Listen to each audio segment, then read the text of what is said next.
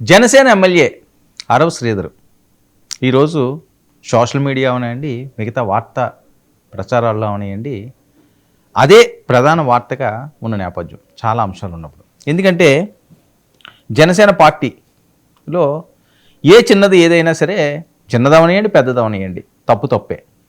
అందులోని జనసేన పార్టీ అనేసరికల్లా చాలామంది ఫోకస్ ఎక్కువగా ఉంటుంది. ఎందుకంటే టార్గెట్ పవన్ కళ్యాణ్ ఛాన్స్ కాబట్టి అది.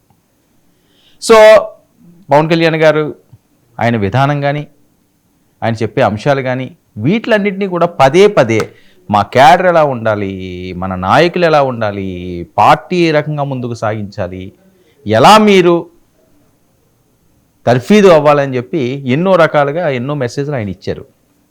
కానీ కొంతమంది అది పాటించట్లేదా? అసలు ఏది వాస్తవం, ఏది అవాస్తవం, ఇది జరుగుతున్న చర్చ. సరే, అరవ శ్రీధర్కి సపోర్ట్గా కొంతమంది జనసేన నాయకులందరూ కూడా ఇది తప్పు కావాలని చెప్పి హనీ ట్రాప్ చేశారు, ఆ ట్రాప్ చేశారు, ఈ ట్రాప్ చేశారు అని చెప్పి వాళ్ళు మాట్లాడుతున్నారు. నాకు ఏ పాపం తెలియదు, నాకు ఏ తప్పు తెలియదు, నన్ను అనవసరంగా ఇరికించారని చెప్పి అరవ శ్రీధర్ మాట్లాడుతున్నారు. ఆ బాధిత మహిళ ఎవరైతే ఉన్నదో ఆవిడ కూడా మీడియా ముందుకు వచ్చి నాకు ఈ అన్యాయం జరిగింది, ఇంత దారుణాలు జరిగింది, నన్ను ఇలా హింసించారు, ఈ రకంగా జరిగిందని ఆవిడ చెప్తున్నారు. సో మరి ఇది ఏం చేయాలి? దీన్ని నిగ్గు తేల్చాలంటే ఎవరు తేల్చాలి? ఇది ఎక్కడ ఎండ్ అవుతుంది? ఒకవేళ అరవ శ్రీధర్ తప్పు చేస్తే పవన్ కళ్యాణ్ గారు ఎట్టి పరిస్థితుల్లో క్షమించరు. వాస్తవాలు కానీ పక్కాగా వెలుగు చూస్తే. సో దీనికి జనసేన నాయకులు ఏంటంటే చాలా గర్వంగా చెప్పుకునే మాట ఒకటి ఉంది. సరే, తన ఎమ్మెల్యే తప్పు చేసినా, ఎవరు తప్పు చేసినా ఆ నాయకుడు మందలించాలి. ఒక ఇంట్లో మన పిల్లలు తప్పు చేస్తే ఎవరుంటారు? తండ్రే మందలించాలి, తండ్రే శిక్ష ఇవ్వాలి. ఆ పాత్రలో ఇప్పుడు పవన్ కళ్యాణ్ గారు ఉన్నారు కాబట్టి ఇది నిజమని తేలితే ఖచ్చితంగా దాన్ని శిక్ష చేస్తారు. మరి ఇది నిజమో కాదో తేలాలి అంటే ఏం చేయాలి? 24 గంటల్లో ఆయన ఒక కమిటీ వేశారు, 3 మ్యాన్ కమిటీ వేశారు. అందులో శివశంకర్ గారు ఆధ్వర్యంలో ఎంఎస్ఎంఈ చైర్మన్. సో ఆయనతో మరొక ఇద్దరు, ఒక మహిళని ఇంకొకరిని వేశారు. వాళ్ళని వారం రోజుల్లో రిపోర్ట్ ఇమ్మన్నారు. మొత్తం చూడండి, తీయండి, పుట్టుపూర్వోత్తరాలన్నీ తీయండి, ఏది తప్పు ఏది నిజం, నిజంగా అతను ట్రాప్ చేశారా, హనీ ట్రాప్ జరిగిందా, లేకపోతే ఇతనే ఆమెను మోసగించాడా, ఆమెకే అన్యాయం జరిగిందా, ఏదైనా పారదర్శకంగా రిపోర్ట్ ఇవ్వండి. మహిళా కమిషన్ కూడా దీంట్లో రంగంలోకి దిగింది. ఆవిడలు కూడా కొన్ని అంశాలు వాళ్ళు కూడా తీసుకొస్తారు, ఏం జరిగింది ఏంటి అన్నది. సో వాళ్ళు గర్వంగా చెప్పుకునేది ఏంటంటే, ముందుగా నేను ప్రస్తావించినట్లుగా గతంలో ఏవైనా ఇలాంటి సంఘటనలు జరిగినప్పుడు ఎవరో నోరెత్తిన పాపాన్ని పోలేదు, ఎవరో దాని మీద మాట్లాడలేదు, వాళ్ళకే సపోర్ట్లు చేసుకుంటూ వచ్చారు. లైక్ గోరెంట్ల మాధవ్ గారు ఇలాంటి వీడియోలన్నీ మనం చూసాం కదా. సరే, అది అన్నారు, ఇంకోటి అన్నారు, ఏవో పేర్లు పెట్టారు, టెక్నాలజీలు అన్నారు, వాయిస్ ఏదో చేశారన్నారు. ఇలాంటివన్నీ కూడా ఓకే, రాజకీయాల్లో ఇవన్నీ కూడా సహజం, తప్పుని తప్పు ఎవరన్నీ ఒప్పుకోరు. కానీ అప్పుడు ఎటువంటి డిసిషన్ లేదు, ఇప్పుడు ఎటువంటి డిసిషన్ కూడా తీసుకోలేదు ఆ రోజుల్లోని. సో యథావిధిగా వాళ్ళు తిరిగారు, డోర్ డెలివరీ చేసినా సరే అదేం పట్టించుకోలేదు, అది చేశారు ఇది చేశారని ఇలాంటి వ్యాఖ్యలు చాలా వచ్చినాయి. కానీ ఇప్పుడు పవన్ 24 గంటల్లో డిప్యూటీ సీఎం ఏం జరిగిందో మీరు నాకు రిపోర్ట్ ఇవ్వండి అంటున్నారు. నేను పారదర్శకంగా రిపోర్ట్ చేస్తాను, ఏది ఉన్నా సరే ఆయన ముందు పెడతాను అని చెప్పి శివశంకర్ గారు చెప్తున్నారు. కొద్దిసేపటి క్రితం నాతో ఎక్స్క్లూజివ్గా కూడా ఆయన మాట్లాడడం జరిగింది. ఫస్ట్ రియాక్షన్ అయింది దీని మీద, ఏం చేయబోతున్నారు, ఎలా చేయబోతున్నారు. సో ఈయన మొత్తం నేపథ్యం చూస్తే ఇప్పుడు వస్తున్న ఆ వీడియోస్ చూస్తుంటే అరవ శ్రీధర్ ఏం మాట్లాడుతున్నాడు, తాతంశెట్టి నాగేంద్ర దీని ఆవిడ వెర్షన్ విందాం. బాధితురాలు కాబట్టి ఆవిడ వెర్షన్ ఒకసారి విందాము. ఆ వెర్షన్ విన్న తర్వాత అరవ శ్రీధర్ ఏం మాట్లాడుతున్నారు, తాతంశెట్టి వాళ్ళ తల్లిగారితోటి ఆయన ప్రెస్ మీట్లో ఏం చెప్తున్నారో చూద్దాం. ఈవిడ బయట ప్లే చేయండి. 2 days బాగానే మాట్లాడారు నాతో, అంటే నార్మల్ గానే మాట్లాడారు, అందరూ ఎలా ఫ్రెండ్లీగా మాట్లాడతారో అలాగే మాట్లాడారు. సో కంటిన్యూస్ చాటింగ్ అనమాట. 2 days తర్వాత వీడియో కాల్స్ చెయ్యి, నీ న్యూడ్స్ పంపించు అని ఈ టైప్ ఆఫ్ మెసేజింగ్ చేయడం జరిగింది నాకు. సారీ సార్, నేను న్యూడ్స్ అయితే అట్లాగా పంపించలేను, వీడియో కాల్స్ కూడా నాకు కంఫర్టబుల్ కాదు అనేసి చెప్పాను అనమాట. న్యూడ్స్ పంపించమని ఒక 3-4 days అడిగారు బాగా. నేను పంపను అనేసరికి కొంచెం బెదిరించడం లాంటివి చేశారనమాట. ఓకే న్యూడ్స్ పంపొద్దు, నేను నీతో మాట్లాడాలి, నన్ను పర్సన్గా మీట్ అవ్వు, ఇన్ పర్సన్లో మీట్ అవ్వు అని చెప్పేసి అన్నారు. ఆ తర్వాత కొంచెం ఆయన అధికారం చూపించడం, లైక్ నేను రైల్వే కోడూరు ఎమ్మెల్యేని, నా కోడూరు ఇది ప్రస్తుతానికి, నువ్వు ఇక్కడే జాబ్ చేస్తున్నావు, నీ ట్రాన్స్ఫర్ కూడా నా చేతిలోనే ఉంటుంది, నీ ప్రమోషన్స్ కూడా నా చేతిలోనే ఉంటుంది అని ఈ టైప్ ఆఫ్ మాటలు మాట్లాడడం స్టార్ట్ చేశారనమాట. నాకు అర్థమైంది సార్, మీరు ఎంత చెప్పినా సరే నేనైతే కలవడం జరగదు అనేసి నేను చెప్పాను. ఫోన్ కాల్స్లో మెసేజెస్ లో చెప్పడం అర్థం కావట్లేదేమో అని చెప్పేసి నేను కలుస్తాను జూలై 9th కలిసాను. For the first time July 9th కలిసాను. ఆయన షెడ్యూల్ అంతా అయిపోయిన తర్వాత నైట్ 8 o'clock అలాగా వచ్చి నన్ను పిక్ చేసుకున్నారు. మా ఇంటి దగ్గర పిక్ చేసుకుని తీసుకెళ్లారు. ఈ రాజంపేట టు బాక్రాపేట మధ్యలో ఒక డార్క్ విలేజో మరి ప్లేసో నాకు ఐడియా లేదు, అక్కడ ఆపారనమాట. ఆపిన తర్వాత నేను ఎందుకు ఆపారండి అంటే, ఎందుకు నువ్వు నాతో సరిగ్గా ఉండట్లేదు, ఎందుకు నేను అడిగినవన్నీ చేయట్లేదు అని చెప్పేసి కాన్వర్సేషన్ స్టార్ట్ చేశారు. సో ఆయన సెక్షువల్ సాటిస్ఫాక్షన్ కావాలి నాకు నీతో అనేసి అన్నారు అనమాట. లేదు సార్ నేను అవన్నీ చేయను అనేసి చెప్పేసరికి ఆయన నా బాడీ పార్ట్స్ టచ్ చేయడానికి ట్రై చేస్తూ నన్ను ఫోర్స్ చేయడానికి ట్రై చేశారు. కార్ డోర్ ఓపెన్ చేసేలాగా నా జుట్టు పట్టుకొని ఇలా లాగారు. నా ఫ్రంట్ సీట్, నేను ఫ్రంట్ సీట్ లో కూర్చున్నాను. రెక్లైనర్ బెండ్ చేసేసి నా మీదకి వచ్చేసి నేను అరవబోయాను, ప్లస్ చేతులు ఎలా పట్టేసుకున్నారు. 2 చేతులు ఆయన ఒక చేతి ఇలా పట్టుకున్నారు, కొట్టారు. ఫోర్స్ఫుల్లీ నా ప్యాంట్ అది తీసేసి he force himself on to me for the first time. అయిపోయిన తర్వాత నేను భయపడిపోయి నేను వెనక్కి వెళ్ళిపోయినా.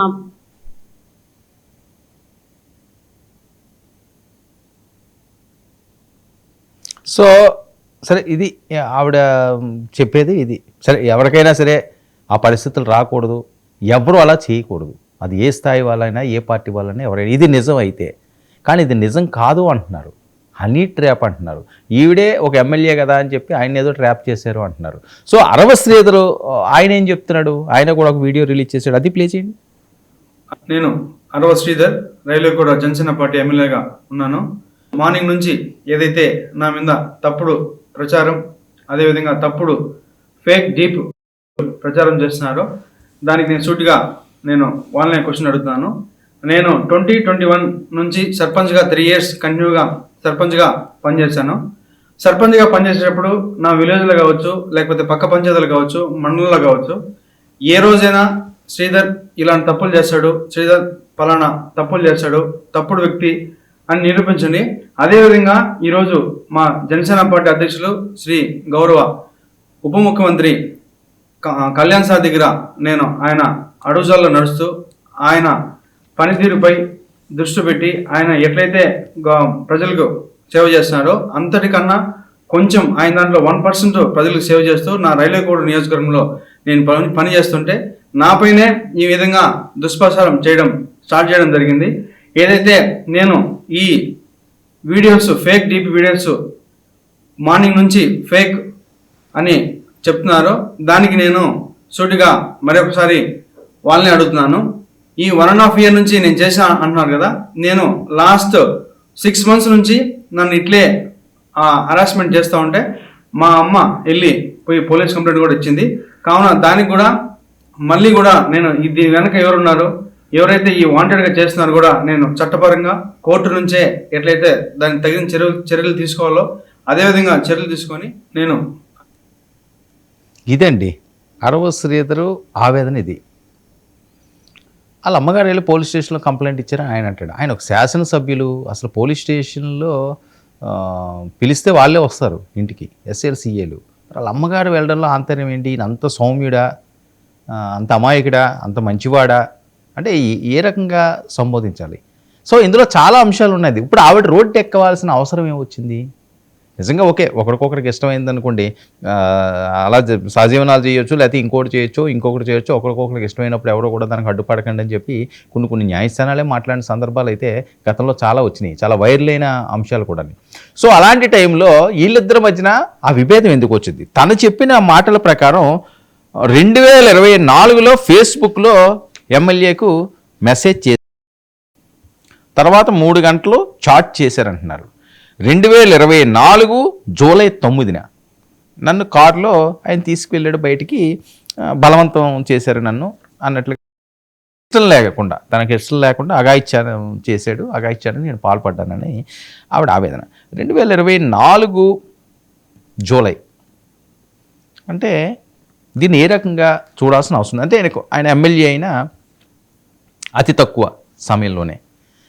సో ఆ కొత్తగా ఎమ్మెల్యే అయిన అతను ఇలాంటి తప్పుడు పనులు చేయడానికి, కొత్తగా పాతగా అని కాదు నా ఉద్దేశం, ఒక భయం అంటూ ఉంటుంది కదా.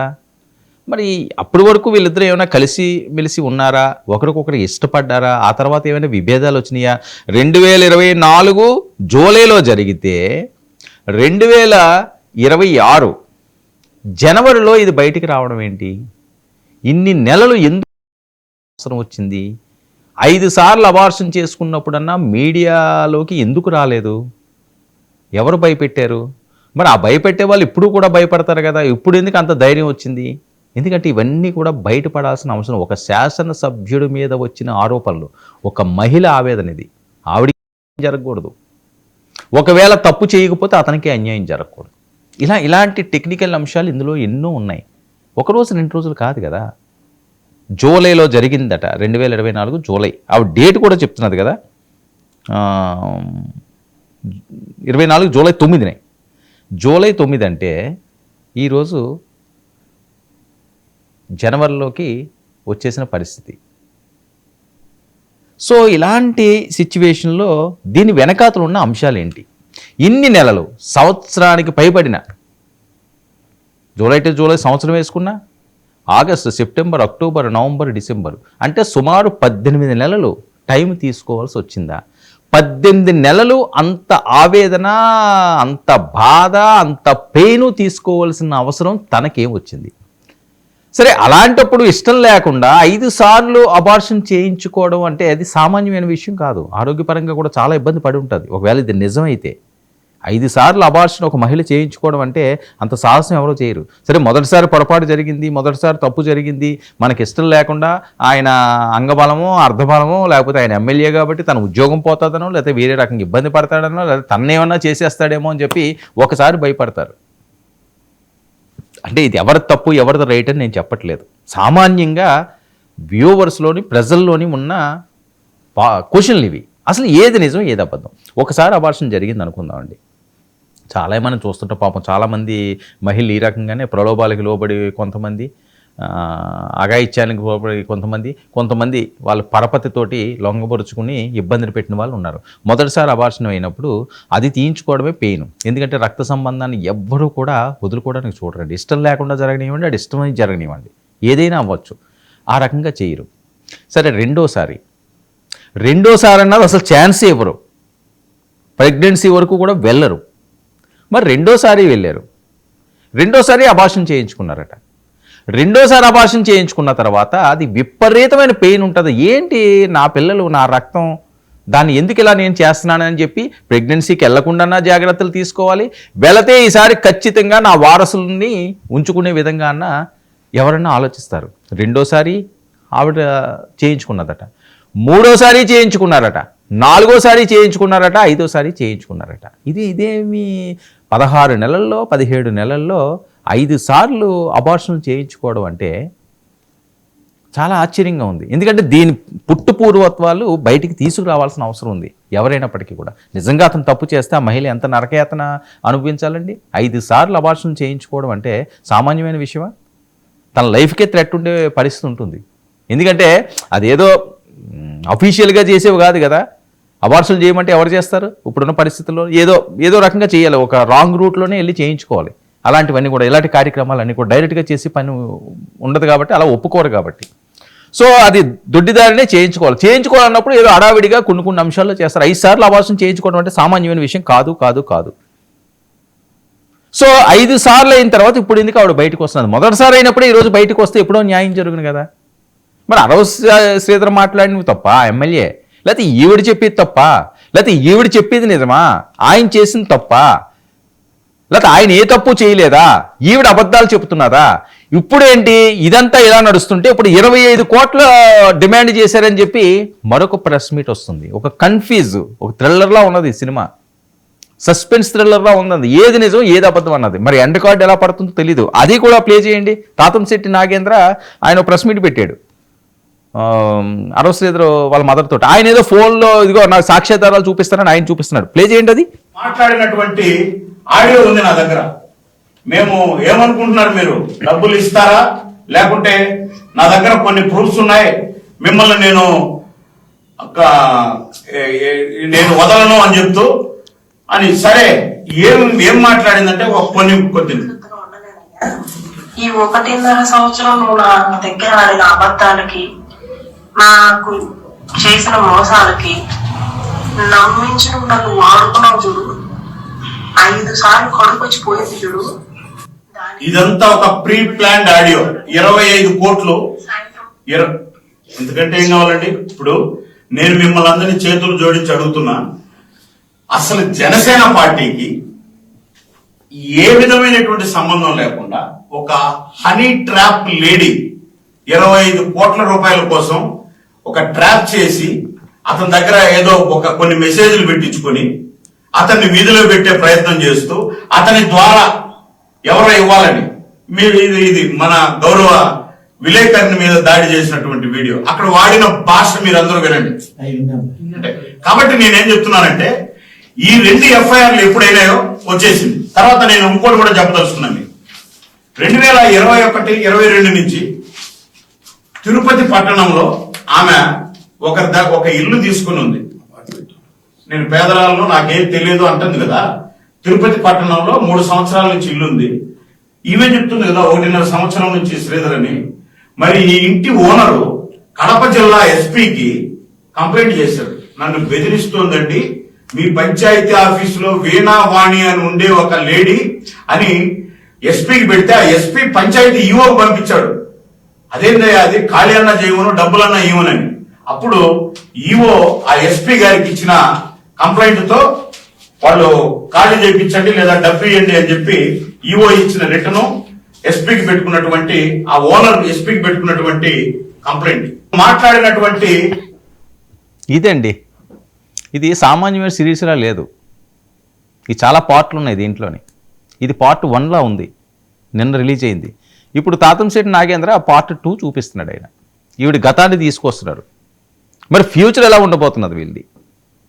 అయినా ఒక్క అంశం, రాజకీయ నాయకులు అవనియండి, లేకపోతే పరపతి ఉన్న వాళ్ళు అవనియండి, అధికారులు ఉన్న వాళ్ళు అవనియండి, తమకు అధికారం ఉంది కదా, మనల్ని ఎవ్వడూ ఏం చేయలేడు కదా అనే అహంకారం మీద కానీ, లేకపోతే దీనికే ఉందిలే అని చెప్పి ఆ నిమిషం సుఖం కోసం ఈ రకమైన అడుగులు వేస్తే వాళ్ళ జీవితం అంధకారం అయిపోతుంది అనడానికి ఎన్నో నిదర్శనాలు ఉన్నాయి.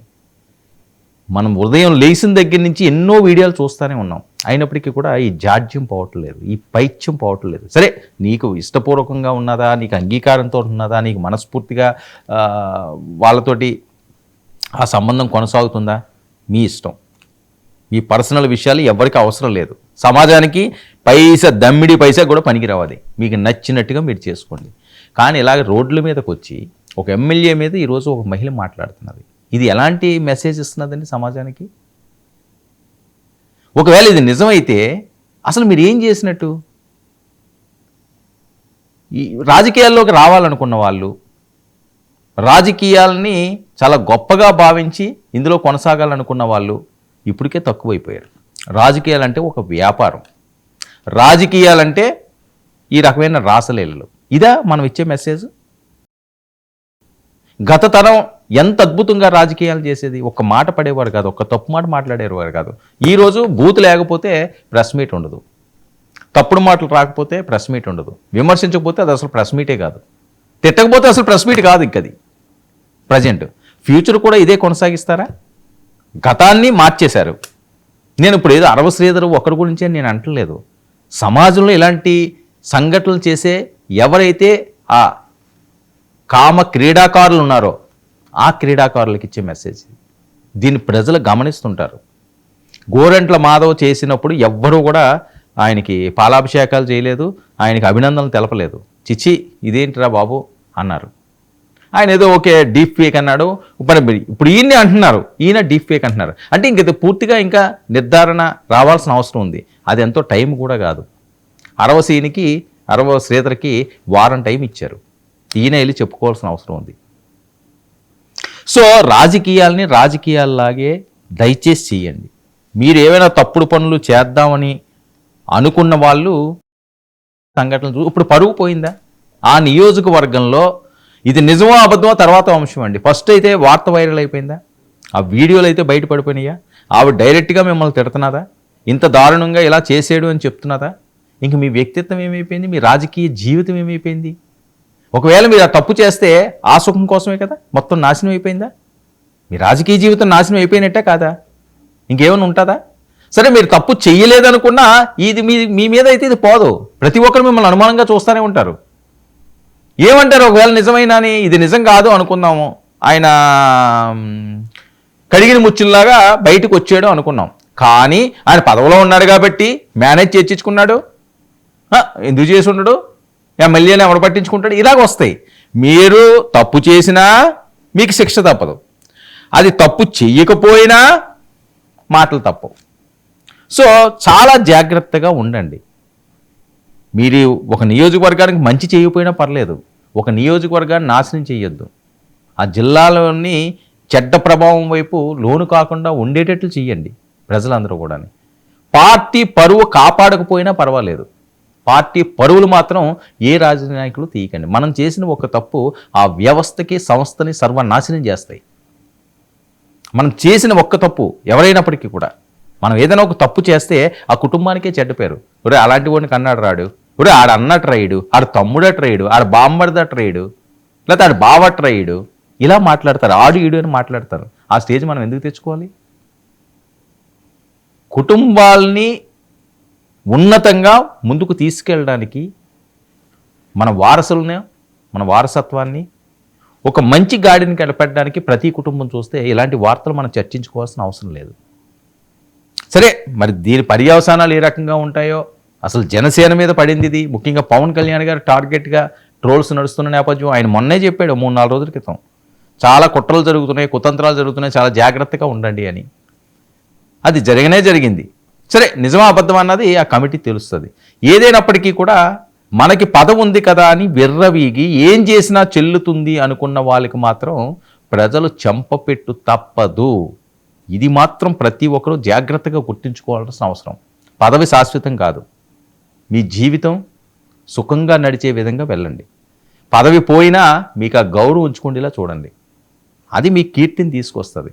ఇప్పుడు పదవి ఉన్నా పోయినట్టే, పదవి పోయాక మనల్ని అసలు ఎవడో కన్నెత్తి చూడడు. అంత దారుణంగా చిత్రీకరిస్తారు. మీరు తప్పులు చేస్తే, తప్పని తెలిస్తే, ఈరోజు సమాజం అంతా కూడా రైల్వే కోడూరు మీద చూస్తున్నాం. ఇంతకుముందు రైల్వే కోడూరు మీద అసలు ఏమైనా ఉండి వార్తలో ఎప్పుడో ఒకటో రెండో వద్ది. 60 అంటే ఎంతమంది తెలుసు? చాలా తక్కువ మందికి తెలుసు. ఈరోజు ఎక్కడ చూసినా మీరే ఆ స్టేజ్కి తీసుకొచ్చారు. జనసేన పవన్ కళ్యాణ్ గారు ఢిల్లీలు వెళ్ళి వేరే రాష్ట్రాలు వెళ్ళి పార్టీని ఇలా విస్తరించాలి, పార్టీని ఇలా అద్భుతంగా చేయాలని చెప్పి ఆయన తపన పడుతుంటే, మిమ్మల్ని అందరినీ కూడా అసలు ఆ స్థాయి లేని వాళ్ళు చాలామందికి ఆయన టిక్కెట్లు ఇచ్చి సామాన్యుడికి రాజ్యాధికారం అనే నినాదంతో మిమ్మల్ని అందరినీ పైకి లేపితే మీరందరూ తెలిపి ఆయన కిందకు తొక్కుతున్నారా? ఇది వాళ్ళ అభిమానులు మాట్లాడే మాటలు. ఈ మాటలకు మరి మీరు సమాధానాలు ఏం చెప్తారు? మీరు మాట్లాడింది నిజమా? ఆవిడ మాట్లాడింది నిజమా? తాతంశెట్టి నాగేంద్ర చెప్పింది నిజమా? నిగ్గు తేల్చాల్సిన అవసరం ఉంది, పారదర్శకంగా తేల్చాల్సిన అవసరం ఉంది. సరే మంచి డెసిషన్ తీసుకున్నారు, ఒక కమిటీ అయితే వేశారు. ఆ కమిటీ కూడా ఇందులో నిజానిజాలు తేల్చాలి, ప్రజల ముందు ఉంచాలి, ఏది తప్పు ఏది రైట్. మరి ఆ తర్వాత ఆయన ఏం చేస్తారో, అరవ శ్రీధర్కి ఎలాంటి శిక్షలు పడతాయి అన్నది చూద్దాం.